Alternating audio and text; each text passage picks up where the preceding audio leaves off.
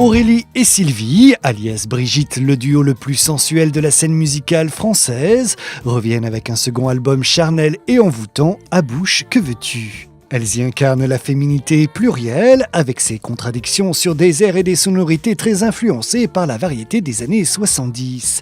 J'ai eu l'occasion de les rencontrer et je dois avouer que je suis encore sous le charme. Dans le premier album, c'était un peu comme l'histoire d'une femme qui tente de sortir la tête de l'eau, même si c'était avec beaucoup d'ironie et de douceur. Il y avait quelque chose de l'ordre du combat. Et je crois que sur cet album-là, c'est comme si cette même femme avait sorti la tête de l'eau et que maintenant, il était question de désir, d'hédonisme,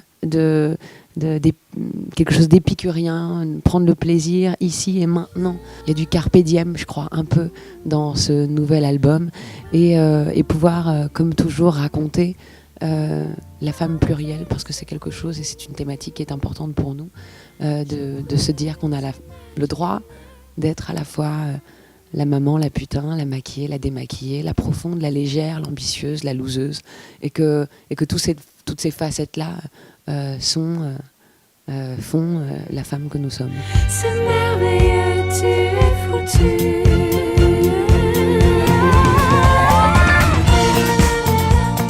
Quand on a écrit cet album, on a rêvé, parce qu'on rêve beaucoup, on se raconte beaucoup de scènes de films, on se raconte des choses comme ça qui nous font un peu fantasmer. Je crois que on a imaginé effectivement des héroïnes de films de Brian De Palma, des filles sur les photos d'Helmut Newton ou même de Claude Nory. On a aussi rêvé à des choses plus intimes. Moi, j'ai beaucoup pensé à ma mère. En écrivant ces chansons, je l'imaginais, quand on en parlait ensemble, je revoyais avec mon regard de petite fille cette femme sublime qui arrivait, qui sortait le soir, qui était vêtue de robes incroyables, perchée sur des talons, portait des boucles d'oreilles en strass et allait en discothèque, alors que c'est une femme extrêmement brillante, c'est une très grande psychanalyste, c'est une femme qui fait beaucoup pour les gens en difficulté, et à côté de ça, c'était une femme fatale.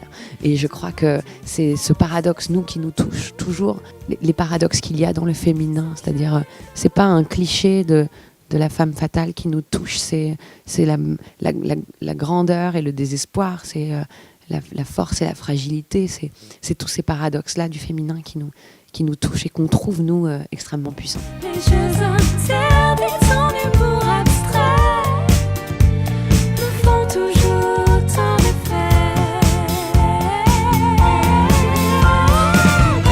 On a beaucoup travaillé sur les rythmes et sur la sensualité des rythmes. On a essayé de faire un disque très généreux en termes de production, avec beaucoup de cordes, beaucoup de cuivre, des percussions, beaucoup de claviéristes. On avait envie de produire et de réaliser quelque chose de très chaud, chaleureux. J'ai chaud. Il y avait surtout une grande envie de danser.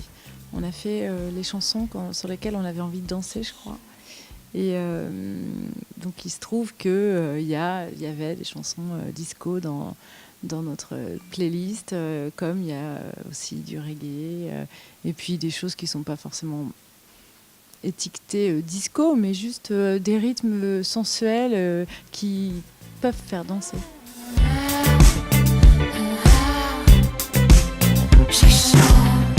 Cet album est très dansant, en fait, que ce soit slow, disco, funk, parfois africain. Il y a quelque chose d'assez organique dans les rythmiques qui était très important pour nous.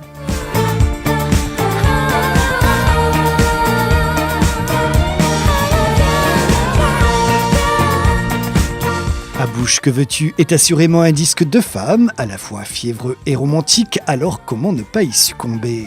Mais pour en savoir plus sur le duo de choc qui se cache derrière Brigitte, nous avons soumis Aurélie et Sylvie au traditionnel jeu de la boîte à questions. Je dirais que ce serait un bus, un tourbus. Je dirais le Japon, parce que ça devient comme une espèce de grande blague. Ça fait des années qu'on doit y aller et on n'y va pas.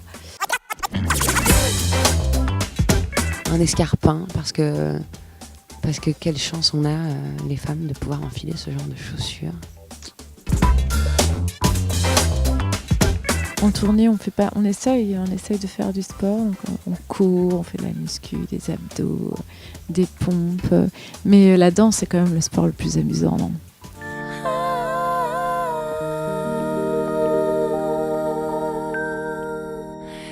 Et mes